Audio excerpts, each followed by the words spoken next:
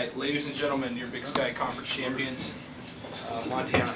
Coach, we'll start with an opening statement, and then we'll move into questions. If you have a question, please raise your hand. You know what? I'd already kind of had a speech prepared before I came to the gym, win or lose. And I was going to talk about if things didn't go our way, that this season was still a success. An unbelievable success. When you look at how far this team has come, everything they've dealt with, and how they just deflected it and continued to find ways to finish. And I shared that with a couple of people that are very, very close to me, and I said, but I'm not counting them out, because never, never have they let us down. Every time they're challenged, they respond, and I couldn't be more proud. This is our third time to the big dance. They're all special. This one is unbelievable. Thank you. Kareem, on the pass to Will for that three that kind of sewed it up, what were you looking at? It seemed like you were looking for a place to maybe drive, but then you passed off to Will. Well, I already knew they were going to switch everything, and I knew they were converging deep. So the whole time, I know where this man's on the court at all times. And I knew he was going to knock it down and always tell him to be ready to shoot, and he's always saying, I'm ready. So when I saw him in the corner of my eye, I just faked like I was going to drive, and I kicked it to him. And I'm glad he knocked it down. To see him hit that shot and what he's been through, that's my big brother. I'm just so happy he hit that shot. Tinks, is it too much to attribute this to a habit of winning or a will to overcome? Well, I think definitely when you learn how to find ways to win, that you know is something the guys continue to believe in. Just like some teams learn how to lose, it becomes contagious. And these guys, I'm telling you, Weaver made that great run early in the second half, and we had a timeout, and not one of them had a look of fear or doubt in their eyes. They believe whoever we call on, when the time's right, they're gonna believe in each other to make the plays to get us the win on both ends. It takes down in Ogden, they really pounded it at you inside and had a great deal of success there. They weren't able to do that as successfully tonight. What was different tonight? Our big boys fought the touch a lot better, and we had better pressure on the ball to make those post entries tougher. And then when we got in foul trouble in the second half, we made a decision to go zone to help plug it up in there, much like we did last night, and yet still stay the shooters on the perimeter. And I thought that was a key in the second half. Kareem, I don't know how much attention or how much stock you put in individual accolades, but you're named MVP of the tournament 2 straight years. Only the 4th player to ever do that. Can you talk about what that means? Man, I mean, I wish I could. I wish I could be happy about individual awards. I wish I could, but I'm not even thinking about MVP, man. I just the reason why I play the way I play, man, because him sitting over there, I just can't let him down. I mean, that's the reason why I play the way I play, and it's not even about me. Which him are you talking about? And there's so many people that came such a far way, like Hutch. I mean, he got a big charge. He's came such a long way. And Jordan Gregory stepped up in his shots, and Spencer. So that's really not about me. I mean, they help me do what I do by spreading the floor and stuff like that. So I mean, MVP is nice. I mean, just gonna collect us, but to do it with these guys like we did, man, that's really special. Will, based on some of the personal adversity you faced this year, being hurt, is this one sweeter than it was the last time, or 3 years ago? Yeah, just because a couple of weeks ago I thought my season was over. I thought I was, my mindset was I was getting ready, for surgery and life after college. That was kind of my mindset when I felt the pop, when we played Davidson. But when everything came back negative, I already knew I had a chance to get back on the court. Me, I'm the type of player, I'm going to try to play through every injury. Coach Tinkle knows this, the trainers know this, and our trainer, Dennis Murphy, who's retiring after tonight, I give him a round of applause if I can, because that man right there, he put in a countless number of hours with me getting treatment day in and day out. I was in here yesterday for like 3-4 hours before the game, so he was always on call. The doctors, my coaches, my teammates, they believed in me when I came back on the court. So it's not just me, I pay a lot of tribute to him. But this one is definitely sweeter, just knowing the adversity I had to go through this whole entire year. Tinks, if you can extrapolate that to the adversity you faced as a team, does that make it sweeter? First, you got to explain what extrapolate is. It's just, I mean, I'm just after the game, my emotions were all over the place. You look at what we've done. I'm not trying to make a huge deal about the injuries. Everybody has injuries. But what we lost from a year ago, those 4 kids were really special, very mature. You know, and then we have some challenges heading into this season. It's just amazing. I mean, we're sitting there in September saying, what can we do to make sure we're above 500? You know, seriously. Of course, we never shared that with these guys. And I'm always a little bit of a pessimist, you know, because it helps fire my engine. But, and here we are with 25 wins. We won 19 league games, back-to-back Big Sky championships. It's just, it's unbelievable. It's fairy tale stuff. But then when I snap myself back in, it's not a surprise because of the folks that we've recruited to be here, their character, their makeup, what they stand for. I'm telling you guys, we shove down their throat the pride and the tradition that is Grizzly basketball. And all the people that have gone before us, players, coaches, trainers, to make this program what it is. And I challenged them before the game tonight, pay tribute by giving it everything you've got again. And it's not the first time we've done that. And these guys buy into it, and it's a pretty special deal. Wayne, last night you talked about how you kind of get into the crowd and the atmosphere. Can you talk about the atmosphere tonight, just how loud it was from start to finish? No, it was incredible. Incredible, you know, and they knew at the right times when to get us going, when maybe we were in a little lull, when it was a key defensive stop, they were there. Free throws, you know, it's hard for me. I go back to 20-some years when I played here, and it was like that.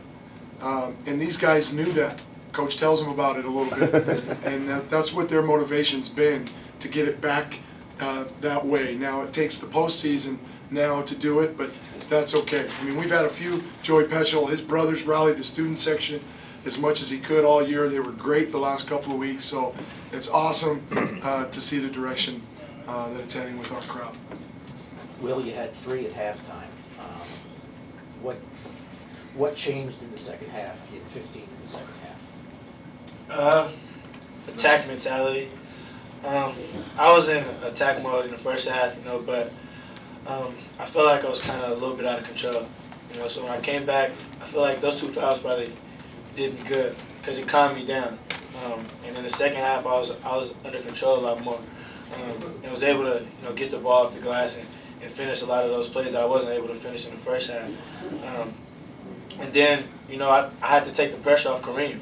You know, for a while there, we were just going one-on-one and running offense through Kareem and through pick and rolls, especially in the post because they couldn't handle him down there. And so once we started getting stops and I was able to get, you know, to my comfort zone in the transition game, not to toot my own horn, but I don't know too many people that can stay in front of me when I'm in the open court. You know, so when I did that, I just tried to take it strong. I knew the refs wasn't going to call any fouls. They weren't calling them all night.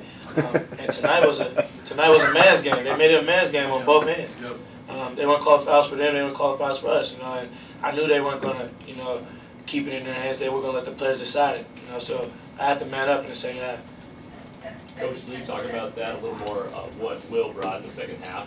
You checked him in at the 12-minute mark, and then he had 6 straight points to kind of get you guys the lead again, and then talk about his impact late. Well, you know, he's not 100% physically, conditioning-wise, and, you know, he got those fouls, and he reminds me of one of my own children when I tell him no, when I pull him out of the game sometimes, you know, and it's just a decision we have to make. Second half, you know, he didn't want to come out when he got his third, but we said, hey, just calm down for a couple minutes. We're going to get you back in. And, you know, it was one of those roll the dice. But you're talking about a senior, our most experienced player. He knew to play smart. Combined with that, we went zone, you know, to take a little risk away. But we had to get him back in there for his presence on both ends and to help this guy and take some pressure off. We ran some screen and roll stuff. We ran some kind of misdirection, thinking Kareem was going here, and it opened up some drives for Will the other way.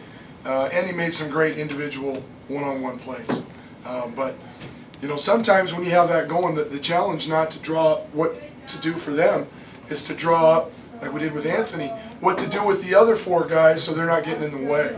And that's what we were talking about a little bit in some of our timeouts those last 12, 13 minutes.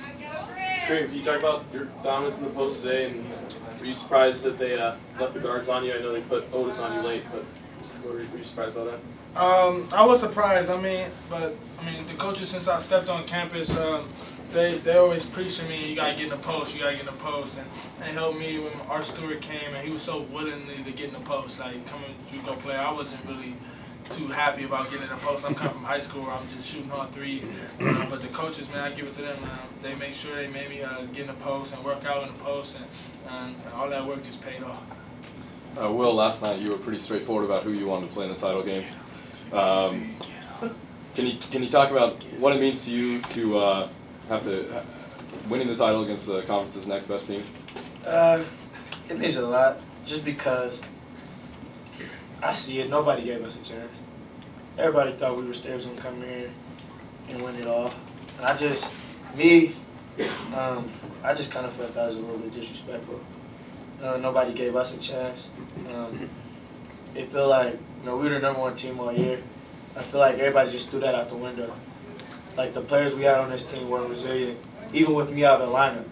So I just felt like the adversity we went through and all the hard work we did just to get the tournament here, I felt like everybody just disrespected us and threw that out the window and just said we were going to come here and take it. So that's the only, it's like I said yesterday, to be the best, you got to beat the best. Exactly. And I wouldn't have it any other way. This game went down to the wire. The fans enjoyed it, we enjoyed it, and I love the competition. I don't like to shy away from competition. And they're the other best team. We 2 top teams in the conference, and when we beat them, it just makes it that much sweeter. So who do you want in the NCAA? Easy. The other thing is, these guys will tell you, we talked about the underdog role before the game, because these guys love it. When they have the chip on their shoulder, that's when we're at our best. When we went to Weber State, to play in the regular season, I think that we had a little bit of this going on. We're #1, we're the this and that, and we got taken behind the woodshed. So that game, I think, was really what turned our season around. They put it to us. And so we were able to get our guys to stay humble, and then to get a little bit of that wounded animal, us against the world, even though we're the 1 seed and we're at home. And I think that really fueled their fire like we needed to fuel it any more than it was. Last question. Will, can you just talk about what the team maybe learned last year at the NCAA tournament, and what your thoughts are looking forward into next week? I think we learned that NCAA, in a sense, is just another game. You got to approach it like that, but you still got to up your level of play. I felt me and Kareem pressed a lot. I think we 2 for 13, 3 for 13 combined. And I felt we felt like we had to carry the team on our shoulders, even though we had the seniors and whatnot in our bench. But I just feel like me and Kareem could just let the game come to us like it was natural, and peak when big moments came around. The other thing, I feel like we kind of predicated what we were doing on defense from our offense, instead of just strapping up and letting our defense become our offense.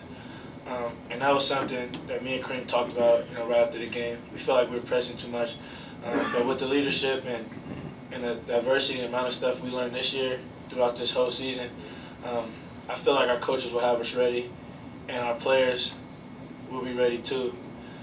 So we just gotta approach it like it's a regular game, but still know that it's bigger than the Big Sky tournament or whatever you want to call it. We just gotta approach it like men.